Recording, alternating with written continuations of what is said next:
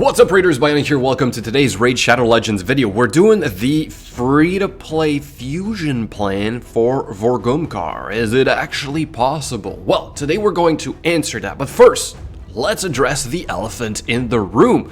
Plarium, you've outdone yourself. Very impressive. I mean, who would have thought you'd do something like this, right? But hey, I'm going to keep this message positive, and I'm going to say that it is still doable for a free-to-play player to get this champion, even though all the champions needed for the fusion are new, right? So, first time they've done this so far. Is this the new norm? I don't know, right? But I'm going to assume that yes, it is. I think they had made it pretty clear with the fragment fusion that they didn't exactly like us to have all the fusions saved up, the champions needed for fusion saved up already, right? They kind of just want us to work for it. How surprising. Anyway, so I'm going down this list, looking at all these champions. I mean, some of them could be game changers early on. Maybe Fane. A lot of people have said, oh, Fane is going to be great if you have Vizier. But I mean, I don't have Vizier, right? So for the normal people, I'm going to say that maybe this legendary could somewhat help you guys out. But it is not going to be new player free-to-play friendly. Perhaps not even sort of like mid-game player free-to-play friendly. So I'm going to look at this as an end-game free-to-play player. I'm going to obviously attempt to get him because I made it pretty clear that I wanted to get all the new champions, all the new fusion champions, regardless of if they are really good or not, just to show that it is doable. Okay, so today I'm going to show you guys the plan, like I said, and I'm going to give you a couple of tips on how you can manage all this and determine if you actually have what it takes to do it. All right, so we typically have about almost 3 weeks to complete this fusion, right? So 15 days should be relatively easy, a little bit more than 15 days. But if we look at the plan itself, they're putting everything on 15 days, okay? And then we have a couple extra days after it all to, let's say, get a couple more potions. You might be short on potions as you start out. So my plan is usually quite doable if you've been following my tips on how to prepare before the fusions, which means having a lot of potions saved up, maybe some brews, maybe some food, and obviously a lot of shards saved up as well, okay? So here's the breakdown of what it all looks like with the events in green and then the tournament in blue. I will quickly point out that we do not have a champion training tournament, right? At least I didn't see one unless that's a mistake. And then I tried to estimate the points that would be needed for this based on the previous one, which was Kantra. So Kantra was kind of the last one we've had that was like this, but at least Kantra, we were able to have some of the rares prior to this starting out, okay? So let's jump right in. First, we're starting with Dungeon Divers events and the Ice Golem tournament, okay? So day one is pretty straightforward. You don't have a whole lot of things to do. You focus on the Ice Golem tournament. We know that it is going to take 1,800 points to get the rare, and that translates to, if you are at level 20, 1.1 points towards the tournament for every energy spent. Therefore, it's a little bit less energy, so I said 1,600 total energy needed to get that rare.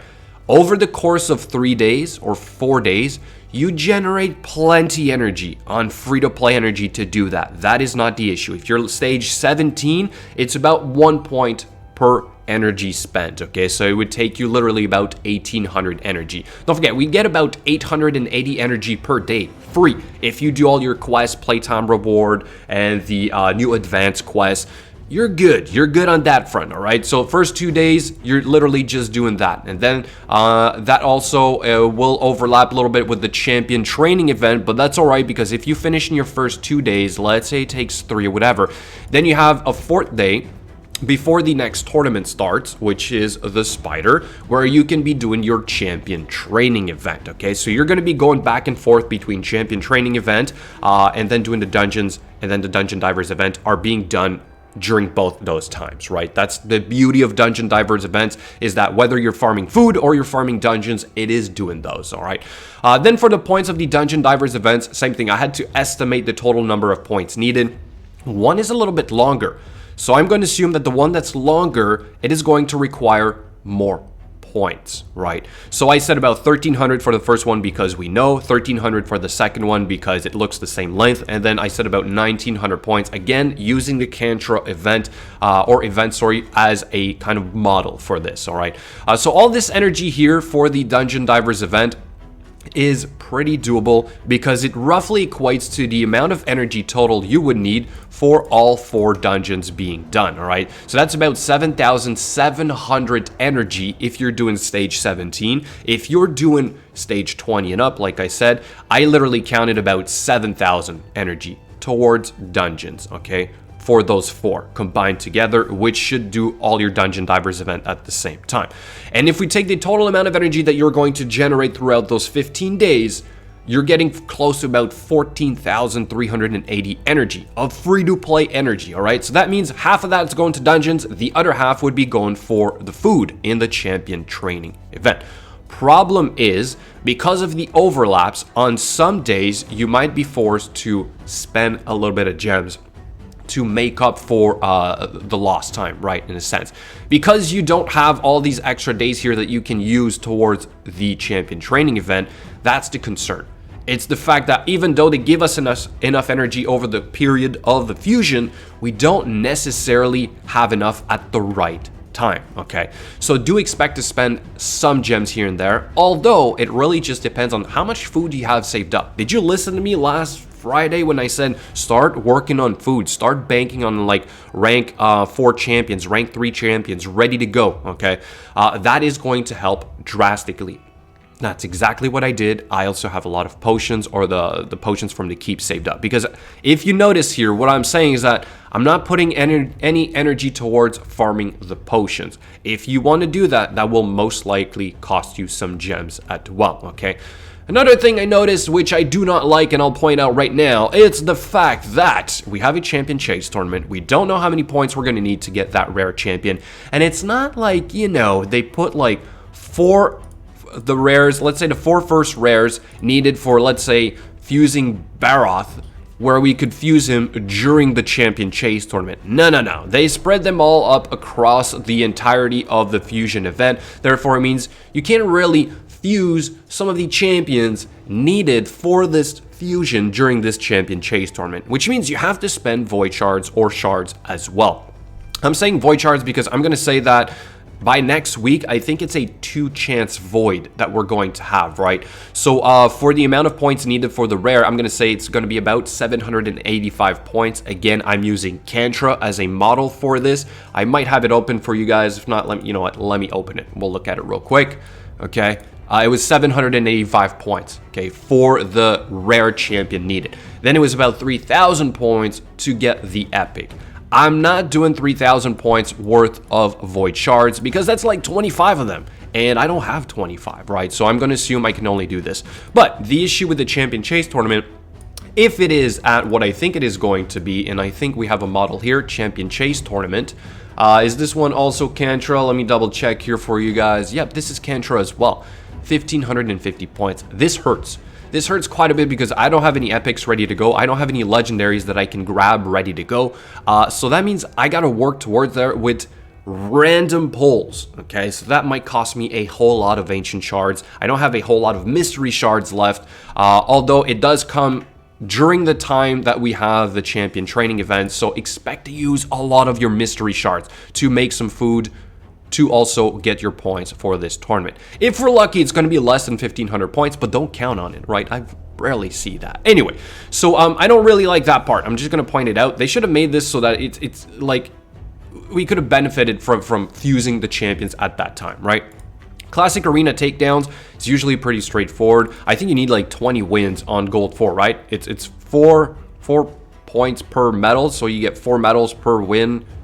Anyway, I never run into any issues in Gold 4. I always am able to complete this without any issues. For the tournaments themselves, like I said, I mean, if you're on level 20, you're good. You generate enough energy to do this, so this is not an issue whatsoever. The artifact enhancement events, we have 2 of them. These might be a little bit more complicated. Do you have enough silver saved up, or do you have enough pieces at, let's say, level 15 ready to be ranked up to 16 to give you the maximum amount of points? I do not. I have like 1 ready to go, maybe a couple to 12 here and there.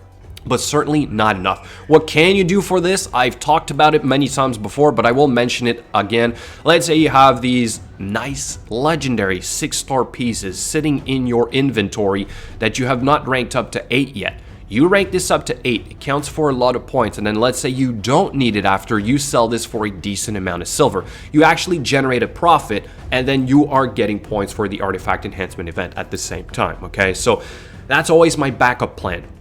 This is what I always do because I might not always be ready for this. Kind of the same thing with this one here, but be careful because it's not legendary. I'm only getting about half the value, okay? So you got to pick the right items to do this, and you also need to pick the right sets. For instance, from the Dragon dungeon, the Frost pieces are usually good for this. I believe the Days pieces are actually pretty decent for this as well. Like this piece right here, 72,000. I can still rank this up to 8.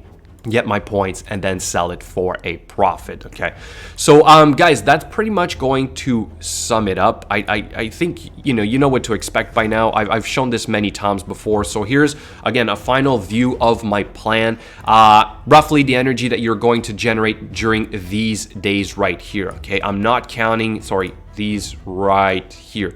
I am not counting the last 4 because this is just basically catch up. This is probably your potions for the keeps. But also, be careful. We only have 2 more Sundays during the duration of this fusion event. It's the 11th and then the 18th. Okay, so if you want to get some void potions, you're gonna have to do that on those days, right? Be careful for that. You might be caught off guard. However, if you were prepared, like I said, I'll quickly show it. I did mine ahead of time, so I have plenty. And I've also shown this before, but I can show it to you guys here. I don't think I'm covering this, am I? No. Okay, you're good. The potions. The potions needed for this fusion, it is exactly what I said it was going to be. It is a balanced fusion. We have 4 of each type of the rarities. It was pretty obvious once you looked at the new champions. I kind of figured out last night. Actually, people from the stream pointed it out, and then I was like, yeah, they're totally doing this. They're totally pulling off new champions only. So, hey, it is what it is. What I want to know is, are any of you going for this? Are you going to attempt the free-to-play fusion of this new champion? I mean, like I said, his kit is not... I don't think it's a game changer. He looks pretty bad. He's just too big. I mean, like... I can't even make a nice model of this for a thumbnail. I'm gonna have to... He's just too big. Could you have just made him smaller? Anyway, I like this skill here. I want to see how effective this is going to be. And we can't book this to a 100% chance. That's unfortunate. I really thought that was going to be the case, but it's not. We can't reduce the cooldown. But we're going to see, right? We're going to see, and I'm going to try and pull it off for you guys, and then we'll know. Is this actually doable for an endgame free-to-play player? Let me know what you think in the comments below. Guys, thank you so much for watching, and I will catch you later.